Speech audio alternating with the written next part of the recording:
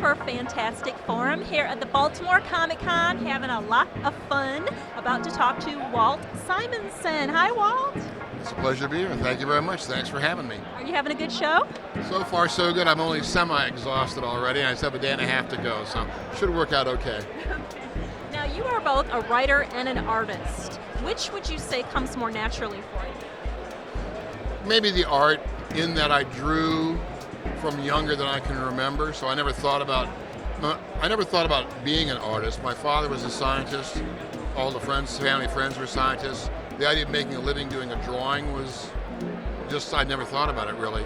But when I wanted to become a professional, art was kind of the direction I went. The writing came afterwards. So I'm kind of an artist who became a writer later. Okay. And how would you describe your artistic style? An amalgam of eclectic. Eclectic is the word. I've taken from a lot of people. I have a lot of influences. I was a big American comics fan, so Jack Kirby and Steve Ditko and Don Heck and Kurt Swan and all those guys that did comics. Carmen Infantino, the writer Stan Lee, Archie Goodwin was a major influence, a good friend and a major influence. My writing. So I had those guys, and then after I discovered, once I was in comics, kind of professionally, I found a lot of European stuff, or from other countries, not just Europe, but Japan as well, that I'd really never seen. Guys like Jim Holdaway, who was a British illustrator for a newspaper strip, Modesty Blaze, died very young, great stuff. I still look at his work after all these years. Mobius, of course, Sergio Topi in Italy, Palacios out of Spain, a little later, Otomo out of Japan. That was a little later for me for influence. Mézières from France. So I looked at a lot of stuff, and I found things in a lot of different artists that I thought were fantastic. Tried to incorporate into my own work, successfully or otherwise. Now I hear you once shared some studio space with Frank Miller and Howard Chaykin. That's right. Is that true? Tell us a little about that. We were all newer boys, and we weren't quite new boys in comics. We were new enough, and there were several of us that wanted to form a studio. We just have common space. We all live in Manhattan, so we needed a place to kind of work. The initial studio was me, Howard, Jim Starlin, and Val Merrick. Val left fairly early on. Jim Sherman replaced him, and then Jim Starlin moved upstate. Then Frank replaced him, and so the four of us, Howard, Sherman, me, and Frank, were upstart associates for a number of years, and it kind of dwindled after that. But we were together for a long time. Howard was working on American Flag, I was working on Thor, and Frank was working on Daredevil. So it was pretty cool to come in and see what guys were doing at that time. Now I know you've also collaborated with your wife Louise on some projects. Tell us a little bit about those. Weezy began in comics as an editor. She became a writer later. So we ended up working together where she was the editor. I was drawing pictures for her in Battlestar Galactica or Star Wars. She was a writer. I worked for her as an artist, where we were doing a book called X Factor for Marvel Comics together, the original X-Men. We've done some books, a book called Meltdown, we were co-writers on. It was a Havoc Wolverine story that Jay Muth and Kent Williams painted, and the two of us collaborated in the writing together. And literally there, one of us would type until you were exhausted. And then you would get up, maybe in the middle of a sentence. The others would sit down and start typing. At this point, a number of years later, I could not tell you where one of us began, the other one left off. It worked out very well. So we worked together a number of things like that. Not as often as I would like, because I love working with her, but it's been a lot of fun. And honestly, anything I do, I'm afraid I pretty much stick her having to read through it so she can edit me, even though she's not really editing anymore. But she's been my biggest editor for a long time. Well, it's always nice to have that other set of eyes. It's nice to have it right there in the same house. Yes, very convenient. Okay, as a writer, what would you say of all the different characters that you've written in comics over the years, what has been the most challenging? In some ways, maybe. I did a character called Orion, who's one of the new gods for DC. And the thing about Orion, unlike, say, Thor for Marvel, is that Orion he's not a very user-friendly guy.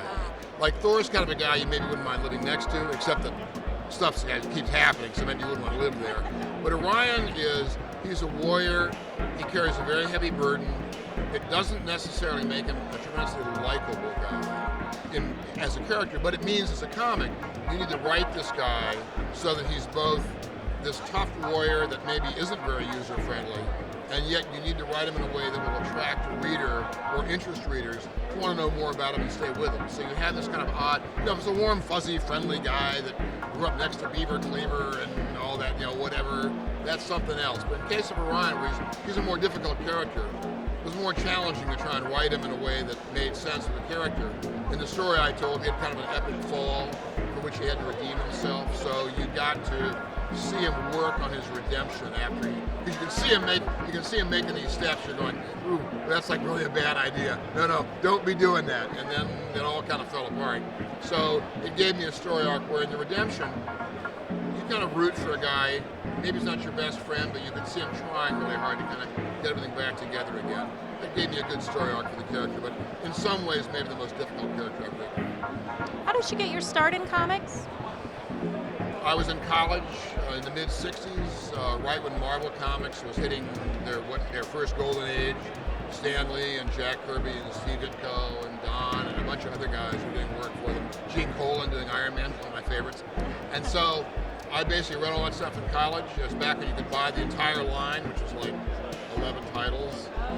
And they were about 40 cents each or 35 or whatever. So I read a lot. At the time, I got really into them. I began reading other comics after that, the beginning of the 70s, a lot of DC comics. I'd always drawn pictures. I discovered I like telling stories. And you can tell pictures, or you can draw pictures, and you can tell stories, and get paid for it. What a great way to make a living.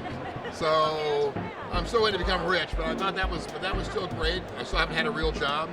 Or I had a real job many, many years ago. But you're having fun. I'm having fun. And it's just so much fun to be able to do that kind of stuff and tell stories with characters. So I've tried to work in a lot of characters. I'm doing a book right now for DC, a graphic novel that involves a Western, a pirate, science fiction story, a Roman gladiator, Batman and Two-Face, and a Viking. That's mixing a lot of stuff. It's just so much fun to be able to draw all this different stuff, kind of in different ways. And I just love drawing, and so I get to tell stories and draw all these different things. And it's just been fun. It's been challenging to do different genres and different cultures. And I like doing the research. I like figuring out what stuff looked like. Drawing old ships from 1670 or 1700, Spanish treasure ships, and old Western towns, and you name it. So it's been kind of cool. Now, you were able to do a cameo in the Thor movie that came out this summer. That must have been so much fun. Tell us about that. It was great. Marvel Entertainment or Marvel Film or whatever they're called. They were great to us. They invited us to come out. Reason I went out there, my editor Ralph Macchio, who was my editor on Thor, came out. The three of us were there for 3 days. I have never been so tired when I got home. Long days on the set. I don't know how actors do it, or directors or anybody else on the set, but they really showed us all kinds of stuff.